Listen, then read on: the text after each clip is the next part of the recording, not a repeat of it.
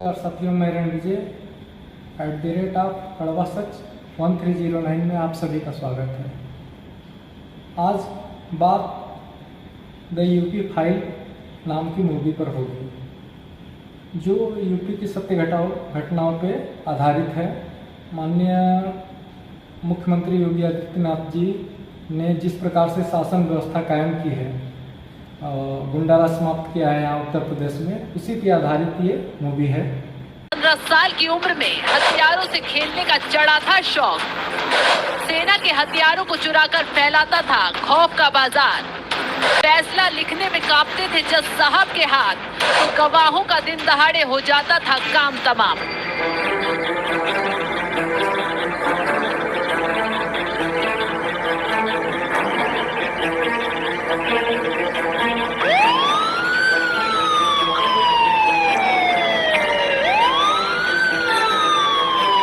मोहम्मदाबाद के तत्कालीन बीजेपी विधायक कृष्णानंद राय सहित कुल 7 लोगों को गाजीपुर में गोलियों से छलनी कर दिया गया था।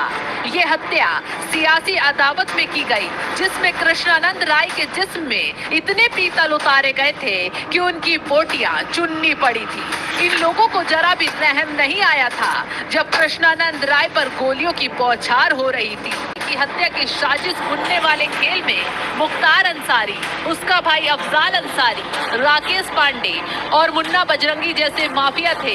मुन्ना बजरंगी जेल के भीतर गैंगवॉर में मारा गया। मुख्तार अंसारी का खेल भी खत्म हो गया। साल 2020 में माफिया राकेश पांडे एनकाउंटर में उसके सही ठिकाने पर पहुंचा दिया गया। मुख्तार अंसारी और उसके गुंडे भाइयों के आतंक को झेलते हुए बिना घबराए कई महीनों तक अदालतों में जाकर अपने पति के इंसाफ की लड़ाई लड़ती रही अलका राय, और आखिरकार कानून ने मुख्तार को उसके गुनाहों की सजा दे दी। सच पूछिए तो अगर नहीं बनते यूपी के सीएम, तो मुख्तार अंसारी जैसे माफियाओं के किले को तोड़ पाना कभी आसान नहीं होता।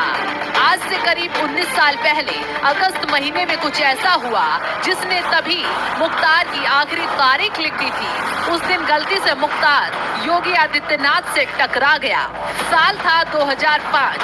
मऊ में 2 पक्षों में भारी बवाल हुआ। तब योगी आदित्यनाथ गोरखपुर से सांसद हुआ करते थे। उस समय योगी आदित्यनाथ ने मुख्तार अंसारी को चुनौती दी थी और कहा था कि वो मऊ दंगे के पीड़ितों को इंसाफ दिलाकर रहेंगे। योगी गोरखपुर से मऊ के लिए निकले तो जरूर, लेकिन दोहरी घाट में ही उन्हें रोक दिया गया। योगी आदित्यनाथ का काफिला जब निकला तो सैकड़ों गाड़ियां पीछे थी। कई सौ मोटरसाइकिलों पर लोग सवार योगी योगी के नारे लगा रहे थे। योगी आदित्यनाथ काफिले में 7वें नंबर की लाल SUV में बैठे थे। योगी को अपने काफिले पर हमले का अंदेशा पहले से था। इसी बीच एक पत्थर उनकी गाड़ी पर आकर लगा। तब तक तो योगी के काफिले पर हमला हो चुका था। और इसमें सारी तथ्यों को दिखाया गया, जैसे कैसे गुंडा राज पहले था यूपी में, गुंडा राज को कैसे समाप्त किया, कितने संघर्ष करने पड़े, कितने लोगों से इसमें चुनौतियां मिली, धमकियां मिली। तमाम आए दिन आप देखते होंगे, कभी मेल पे, कभी कुछ पे, कभी फोन के माध्यम से धमकियां मिलती हैं। उन सबों से पार पाकर कैसे उन्होंने एक सत्ता सुशासन का राज स्थापित किया। अहमद के खिलाफ पीड़ित परिवारों ने मुकदमा दर्ज कराया उसके परिवार के खिलाफ। वो समाजवादी पार्टी के द्वारा पोषित माफिया है और उसकी कमर पर तोड़ने का काम हमारी सरकार ने किया है। और फिर मैं कहता हूं है इसे इस माफिया को मिट्टी में मिला देंगे। सरकार किसकी है? सरकार किसकी है? तकलीफ में हो ये माफिया है, इनको मिट्टी में मिलाने का काम करेंगे। अपराधी आप हैं। जो आम लोगों तक एक सरकारी योजनाएं पहुंचती थी, उसमें बहुत हीला हवाली होती थी, बहुत घालमेल होता था।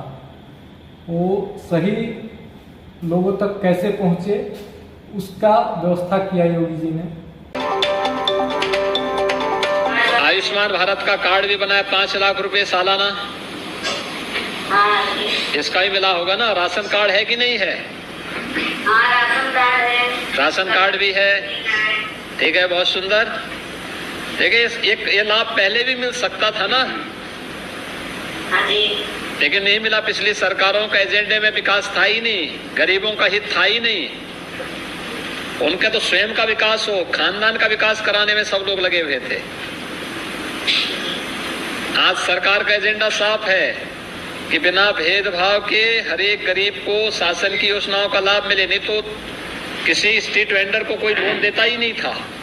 योगी आदित्यनाथ नए मिशन पर हैं और ये मिशन एक परिवार है, एक पहचान की। योगी सरकार का प्लान है कि उत्तर प्रदेश के हर परिवार के पास 12 अंकों का एक ऐसा आईडी हो जिससे सरकार की हर योजना का लाभ उन्हें सीधे मिल पाए। योगी सरकार का एक परिवार, एक पहचान, एक ऐसा गारंटी कार्ड होगा जो साबित करेगा कि योगी सरकार के लिए गरीब सबसे ऊपर है। रिपोर्ट आप देखिए।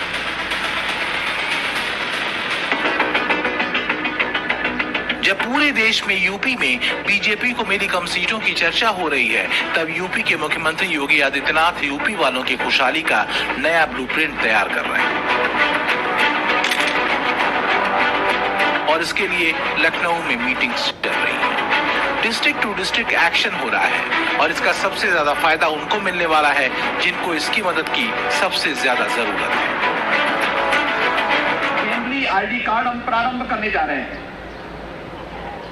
एक फैमिली आई कार्ड जिस पर हमारा कार्य चल रहा है तेजी के साथ इस समय, जिसमें हम लोग उत्तर प्रदेश के हर एक परिवार की मैपिंग करने जा रहे हैं, जिसके माध्यम से किस परिवार को शासन की कौन सी योजना का लाभ मिला है और किस योजना का लाभ नहीं मिला है, ये सब कुछ डिजिटली अंकित होगा। उसके पूरे डाटा हमारे पास होंगे और जिस परिवार को वह अगर नीडी है, उसके पास आवास नहीं, वह नीडी है, उसके पास शौचालय नहीं, वह नीडी है, उसके पास बिजली का कनेक्शन नहीं, वह नीडी है, उसके पास हेल्थ कार्ड नहीं, अगर वह नीडी है, उसके पास रोजगार नहीं, 100% सिचुएशन की तरफ सरकार उसको लेकर के जाएगी। यूपी के एक एक जरूरतमंद की लिस्ट बन रही है, किसको क्या कमी है, किसको क्या सरकारी मदद देना है, यूपी में अब तक किन किन लोगों को सरकारी योजनाओं का लाभ नहीं मिल सका है और ये सब पूरा होगा योगी सरकार की एक बड़ी योजना से। इस योजना का नाम है फैमिली आईडी, एक परिवार एक पहचान, 12 डिजिट का एक कार्ड जो सभी समस्याओं का हल हो। इस बारे में आधारित ये फिल्म है, आप एक बार इसको जरूर देखें। ये उसका ट्रेलर देखिए। न गीता से न कुरान से, ये देश चलेगा केवल संविधान से। मैं अभय सिंह ईश्वर की शपथ लेता हूं, भारत के संविधान के प्रति सच्ची श्रद्धा और निष्ठा रखूंगा।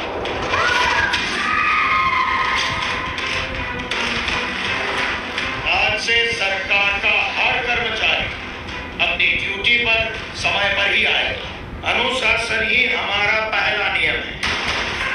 राजनीति इस सेवा का विषय है, इस संसाधन बटोरने का विषय बिल्कुल नहीं है।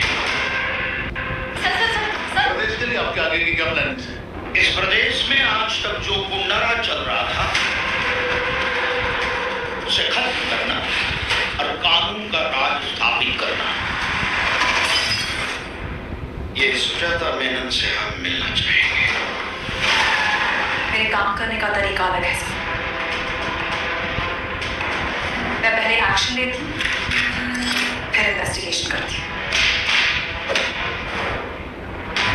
आपके आशीर्वाद से मैं चुनाव जीत गया।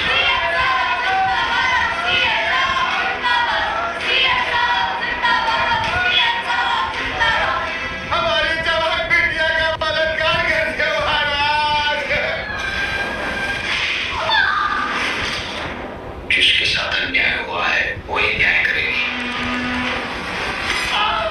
इस घटना के बाद प्रदेश में बलात्कार की घटनाएं बढ़ेंगी या कम हो जाएंगी?